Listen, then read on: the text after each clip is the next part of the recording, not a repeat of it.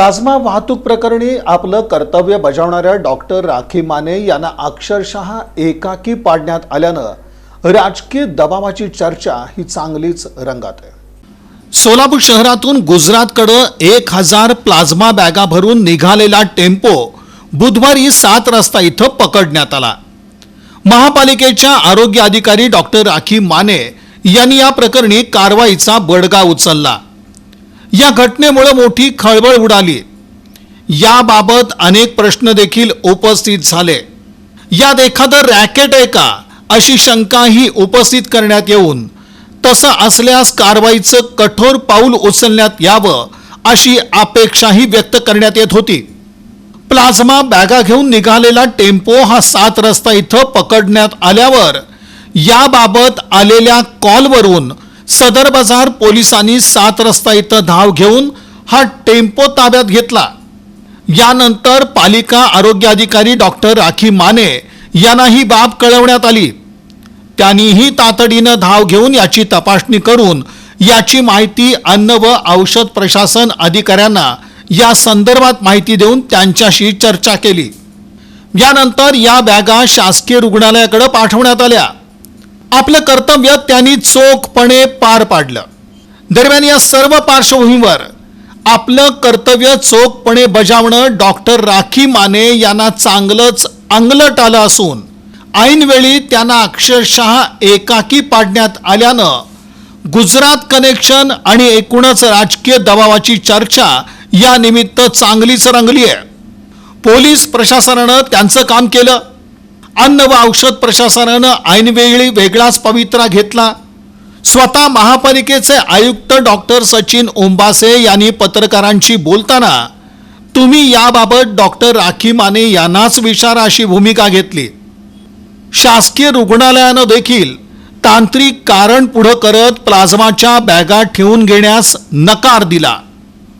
प्रत्येक जणांनी आपली अशी वेगळी भूमिका घेताना डॉक्टर राखी माने यांच्यावरच हे प्रकरण ढकलून दिलं। खरं तर महापालिकेच्या आरोग्य अधिकारी डॉक्टर राखी माने यांनी ही कारवाई करायला हवी होती का? ही जबाबदारी कोणाची होती? कोणाला याचे अधिकार होते?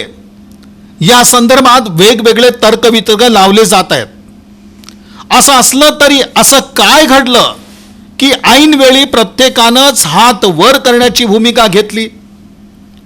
लस तयार करण्यासाठी प्लाझ्मा नेण्यात येत होता। या संदर्भात सर्व कागदपत्रही दाखवण्यात आली। शासनाची देखील यास परवानगी होती। असं आता सगळं काही स्पष्ट करण्यात येत असलं तरी ज्यावेळी ही कारवाई झाली त्यावेळी सर्वच यंत्रणांमध्ये समन्वय हवा होता, पण तसा तो दिसून आला नाही। आता मात्र पुढे होऊन स्पष्टीकरण दिलं जात आहे। डॉक्टर राखी माने यांनी घेतलेली भूमिका योग्य की अयोग्य होती हा प्रश्न उपस्थित करताना कारवाई वेळी प्रत्येकानंच आपल्या सोयीनुसार भूमिका घेत डॉक्टर राखी माने यांना पुढे केलं।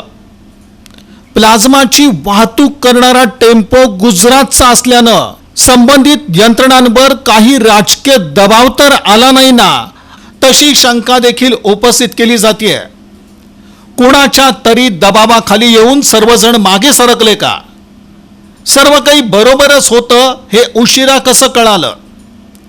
कारवाई झाल्या दिवशी एक आणि दुसऱ्या दिवशी एक म्हणणं मांडणं यात काही वेगळं असं दडलंय का असा प्रश्नही या निमित्त उपस्थित होत असून अशा काय नाट्यमय घडामोडी घडल्या की सगळ्याच यंत्रणा ऐनवेळी मागे सरकल्या आणि आरोग्य अधिकारी डॉक्टर राखी माने यांना एकाकी पाडलं गेलं आणि नंतर सर्व काही ओके असल्याचा सगळ्याच यंत्रणांना साक्षात्कार झाला।